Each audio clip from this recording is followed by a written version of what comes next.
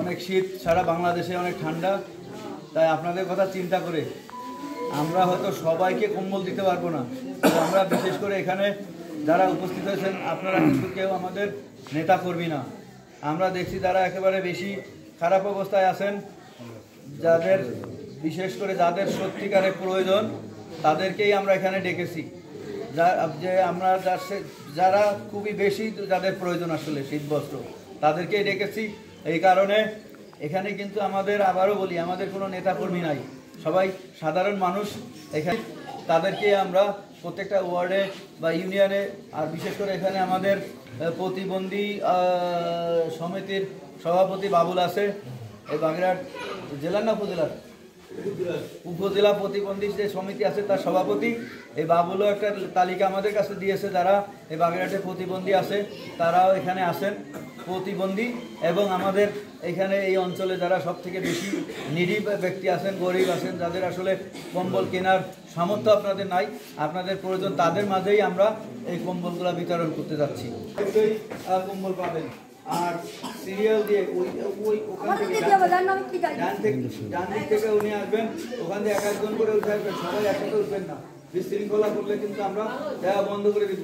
শৃঙ্খলার সাথে থাকবেন, সাথে সাথে কম্বল দিতে পারবেন।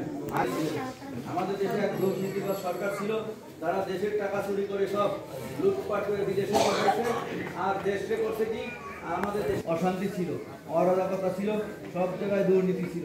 এখন ইনশাল্লাহ আপনারা শান্তিতে বসবাস করছেন, কোনো ধরনের এভাবে শান্তিতে বসবাস করবেন।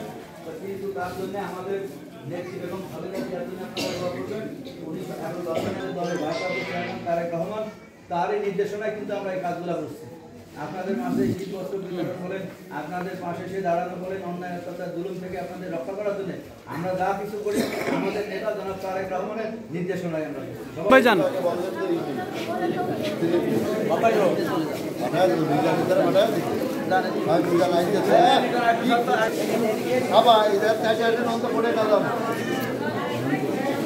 ডিপ্লোমেটিক কথাবার্তা এখন যায়নি, এটা আগান আগান একটু সবাই হাঁটতে পারে না।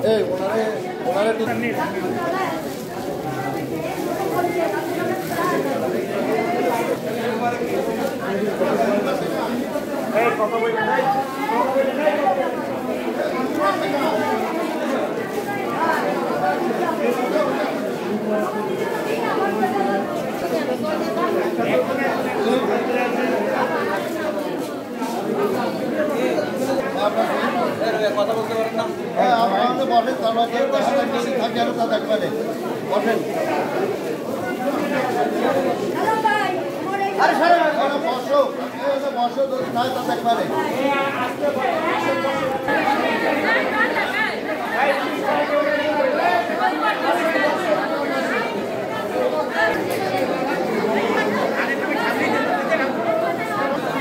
Yeah,